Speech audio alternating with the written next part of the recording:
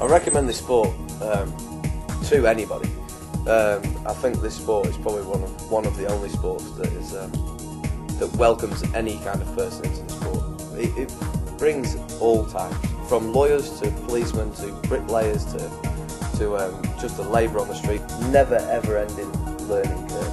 Because I've always spent my life outdoors, and to bring a member of the public along, which is quite rightly nervous and apprehensive. If they weren't, I would be nervous and apprehensive.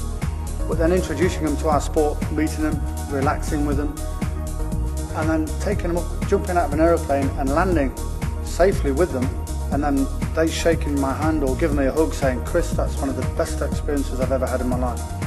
It is actually a dangerous sport. What we try to do, along with everybody else in the skydiving industry, is make it as safe as possible. So the improvements are massive. Now you come to the wind tunnel and it is almost totally safe. Sure, you can still hurt yourself, but it's almost totally safe.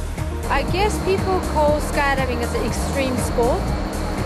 It can be, but everybody drives a car. For me, it's the same thing. The mindset of every individual skydiver is supremely important. And the reasons that people are taking part in the sport. Some people come and take part in the sport to raise money because they're a good cause, because they perceive it as being a risky thing to do and being a sponsorable activity. Other people come to the sport and take part because they feel they've got something to prove either to other people or to themselves. And some people pick up the sport and run with the sport because it's a darn good sport to take part in.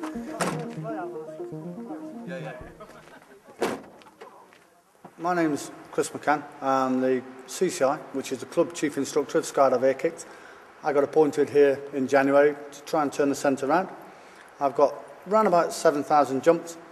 3,500 of those are tandem descents.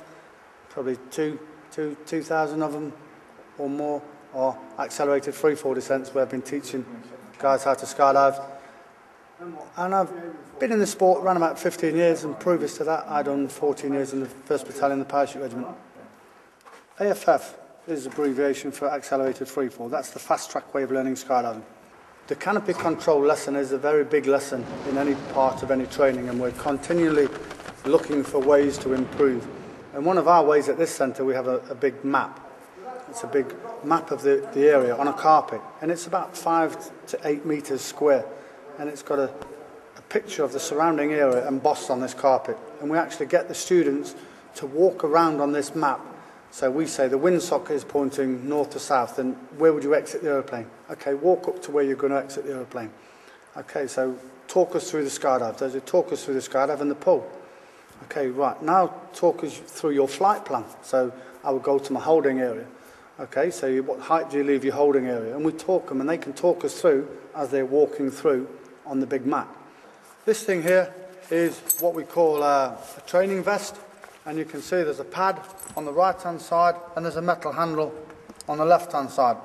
And what that does, when we're training people, rather than them walking around with a parachute on the back, which weighs quite a lot, okay, we get them to walk around with this vest on. It's a little bit more comfortable, but they've got the handles in the correct configuration. So then if I show them a picture during the course of their training of a bad canopy, they can then simulate cutting away their main canopy and deploying the reserve. And like I said earlier, there's a lot of repetitive stuff during the course of the training. So the more conversant they get with this, the easier it's going to be during the course of the day. And then if it does happen, when they jump up, because I teach the reserve rules not for the first jump, I teach it for the rest of their life. 1,000, 2,000, 3,000, 4,000, check the canopy. Malfunction. I don't know what it's called. Yeah, it doesn't matter what it's called, it's not saving life. You've just identified it as a malfunction, so what are you going to do? Arch. Well done. Well done. I don't care if you can't remember the names. Good. Right? I really don't care if you can't remember the names. I don't care if you go 6,000 foot wave, arch, reach, throw, 1,000, 2,000, 3,000, 4,000, check canopy, malfunction. Thank God for that. Yeah.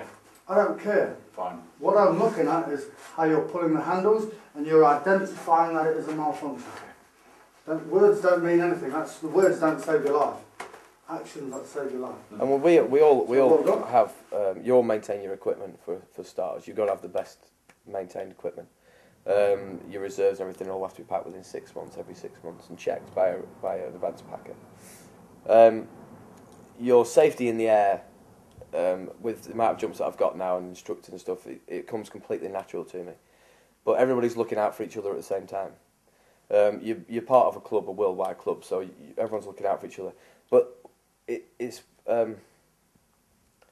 not like driving a car and 6 months later you start to realise that, oh, I've got bald tyres, and you get a puncture. It's not like that. You maintain everything. You strictly maintain it. So you're up on top of it all. So you make sure your equipment is spot on. You make sure your attitude is spot on. So, and you make sure that obviously the plane and the drop zone and everything.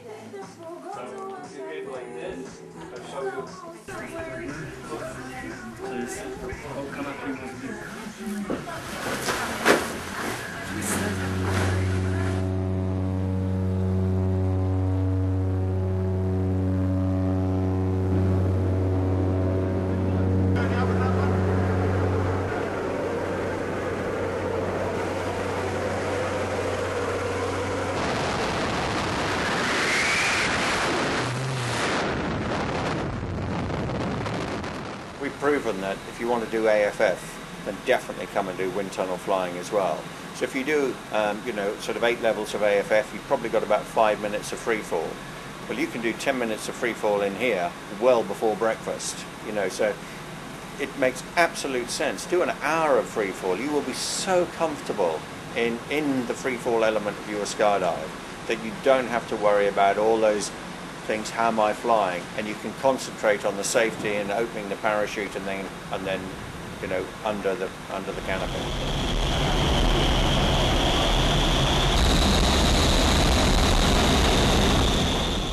You can see what other people are doing in front of you. That's something totally new and great.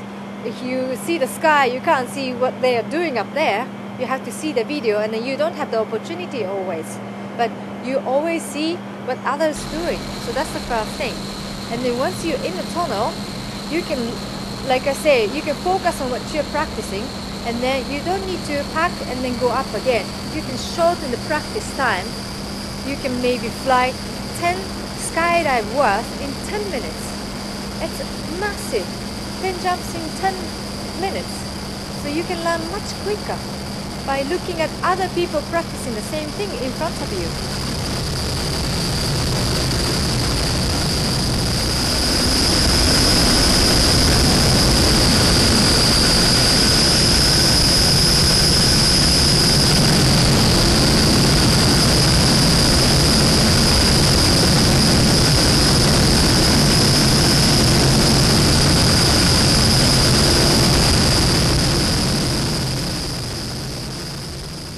What you can